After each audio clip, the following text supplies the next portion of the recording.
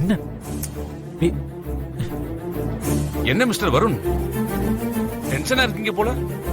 Just relax. ஒய்ஃப்னா அப்படிதான், ஆ, நம்மள ரொம்ப கேர் பண்றோம்னு ப்ரெஷர் பண்ணிக்கிட்டே இருப்பாங்க. ஆ. அதெல்லாம் மைண்ட்ல வச்சுக்காதீங்க. நிஜமாவே நீங்க உங்க ஒய்ஃபை பிரிய போறீங்களா? ஏன் சார் திடீர்னு எப்படி கேக்குறீங்க? மீட்டிங் வந்ததுல இருந்து நான் பாக்குறேன், உங்க ஒய்ஃப் உங்களை விட்டு ஒரு நிமிஷம் கூட பிரியாம இருக்காங்க. அவங்க உங்க மேல ரொம்ப கேர் அண்ட் லவ்வா இருக்காங்க. பார்க்கவும் ரெண்டு பேரும் ரொம்ப நல்ல பேரா இருக்கீங்க. அதான் ஒரு சின்ன டவுட். சார் இல்ல சார், இது எனக்கு விருப்பமே இல்லாத மேரேஜ் சார். வெளியில பாக்குறவங்களுக்கு வேணா நாங்க நல்ல பேரா தெரியலாம், ஆனா எங்களுக்குள்ள நிறைய மிஸ் அண்டர்ஸ்டாண்டிங் இருக்கு. அதான் சார் பிரிஞ்சிடலாம்னு முடிவு பண்ணிட்டோம். அதுவும் கரெக்ட் தான்.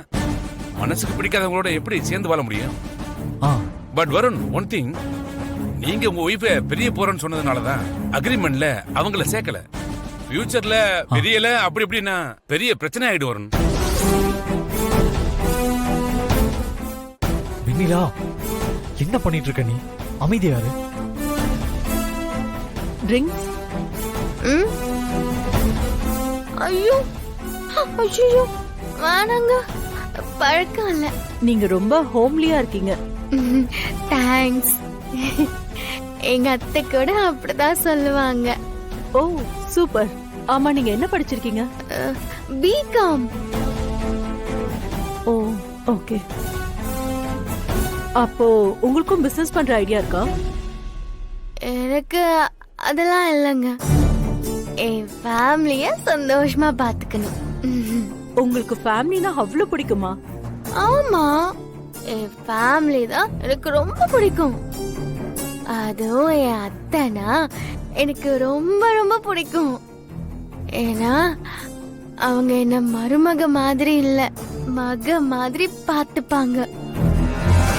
நான் வருண லவ் பண்றேன்னு தெரியாமலேயே என்ன பொண்ணு கேட்டு வந்தாங்க. வெண்ணிலா, அதனாலேயே அவங்கள எனக்கு ரொம்ப ரொம்ப பிடிக்கும். வெண்ணிலா, ஐ லவ் மை ஆண்டி. என்ன வருண நீங்க லவ் பண்றீங்களா? ஆமா, வருண எப்போ பார்த்தேனோ அப்போல இருந்து லவ் பண்ண ஆரம்பிச்சிட்டேன். அவரை தான் கல்யாணம் பண்ணிக்க போறேன்னு தெரியாமலேயே அவரை லவ் பண்ணேன். கல்யாணத்துக்கு அப்புறம் இன்னும் அதிகமா லவ் பண்றேன். மிஸ்ஸஸ் வருண், என்ன சொல்றீங்க? வருண உங்களுக்கு ரொம்ப பிடிக்குமா? என்ன ஸ்டூபிட் மாதிரி கேக்குறீங்க? எந்த பொண்ணுக்காவது புருஷனை பிடிக்காம இருக்குமா சொல்லுங்க?